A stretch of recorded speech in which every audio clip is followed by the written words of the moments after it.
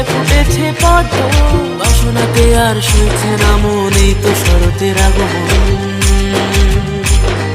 আয় রে আয়, আসর বসা করিস না আর দেরি, মা থাকবে আর কিছুক্ষণ, আনন্দে আজ মেতেছে মন।